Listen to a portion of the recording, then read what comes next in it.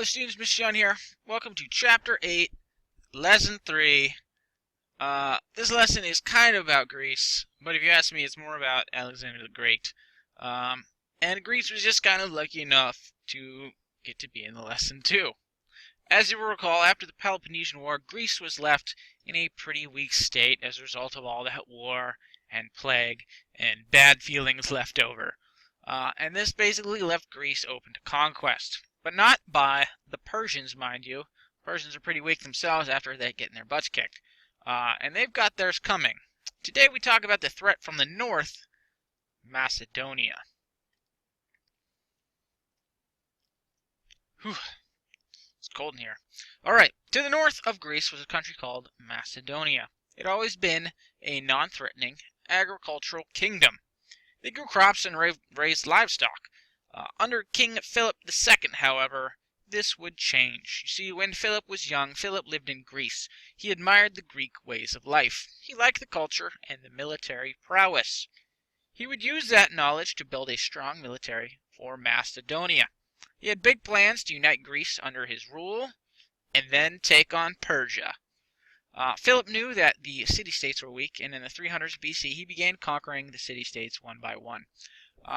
Some he took with military force, some he bribed, and some joined his cause willingly. By the time a number of city-states did band together to sort of unite to fight the threat that was Philip of Macedonia, it was too late. In 338 BC, Philip defeated the last of the Greek resistance at the Battle of Ch8. Did I say that right?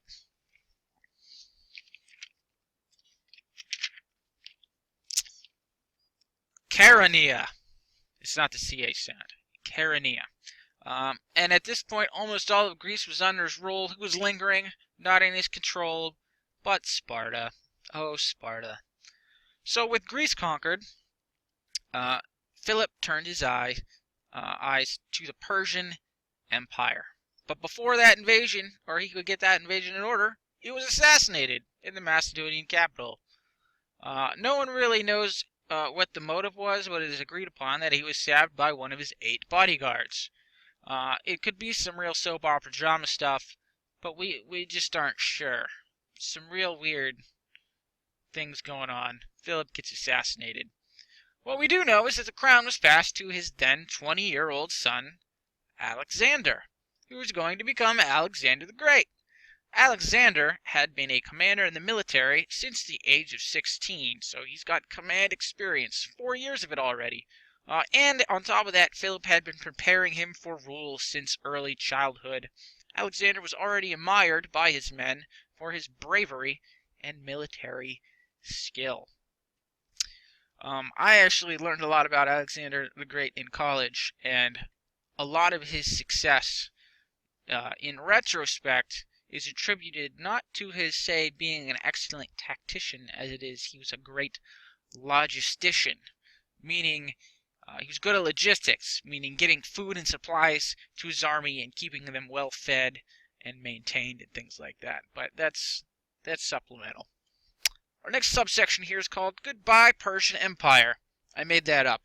In 334 BC, Alexander left Macedonia with a force of 40,000 and essentially went on a tear through Persia. Alexander's cavalry, which is a horse-riding heavy troop, probably know, as pictured here, proved more than a match for the forces of Persia. Many military customs of Greece were utilized, like our old friend, the phalanx. Though the Macedonian phalanx was a little different.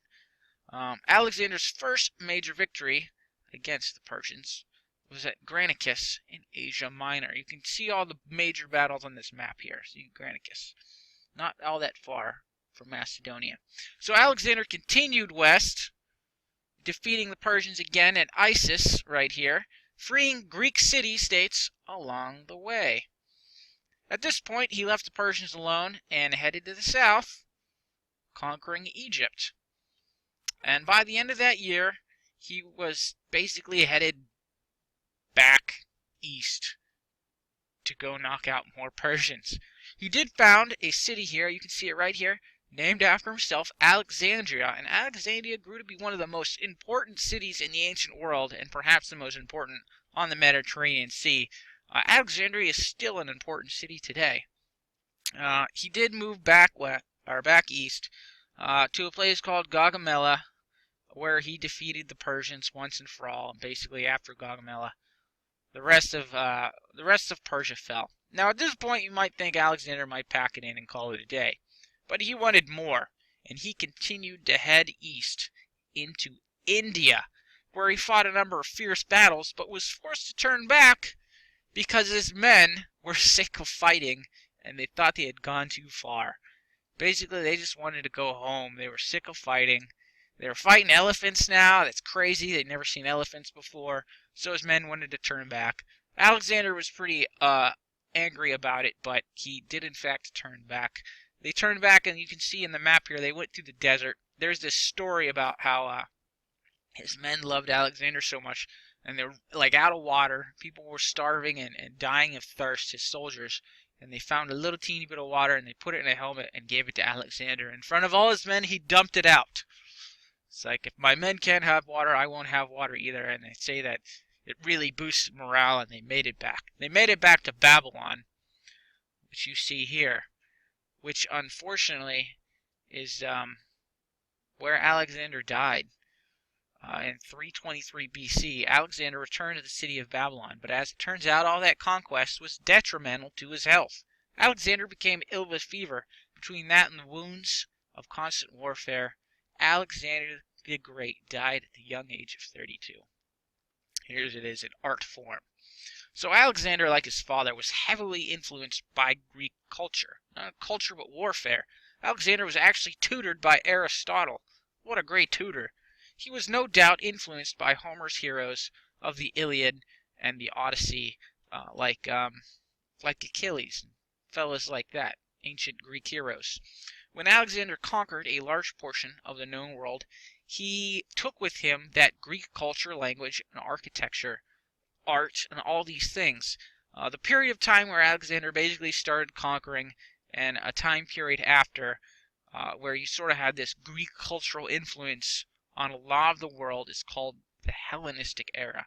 So you see, Alexander had planned on uniting the people of his empire, be they Egyptians, Asians, Greeks, or Macedonians. He sort of tried uniting them all under this Greek influence. So that's why you could go to ancient places in like Alexandria and you see Greek stuff, because Alexander took this heavy Greek influence and he spread this culture to whatever he conquered. So there's art, the architecture, the buildings look Greek, and things like that. That's why they call it the Hellenistic area. So unfortunately, his plan to unite all these people under one kind of banner and culture died with him. His generals split the empire into 4 separate kingdoms to make it easier to rule after Alexander died. Macedonia, Pergamum, Egypt, and the Seleucid Empire. These kingdoms were generally run by either Greeks or Macedonians. Like when you conquer foreign lands, you don't put them back in charge, you put your own people back in charge. So the people they tended to put in charge were either Greeks or Macedonians, thus furthering the culture and the language of the Greeks abroad in the world. So you end up with Greek culture as far away as Egypt and India. It's insane how far they spread, how big this empire got. Alexander only having to turn back because his men refused to go any further. Pretty crazy. So that's where we end today. Tomorrow, in the next lesson, lesson 4 is called Hellenistic Culture. We're going to learn more about the buildings and the writers and stuff like that. Thinkers and scientists, Epicurus. And then it looks like we start to touch on Rome a little bit at the end there. And that's where we're at. There's a short quiz up next. I haven't built the questions yet, but I built the main page. It'll be your standard world studies sort of 5 questions, 10 points. Alright, if you need anything, let me know. Otherwise, have a wonderful day.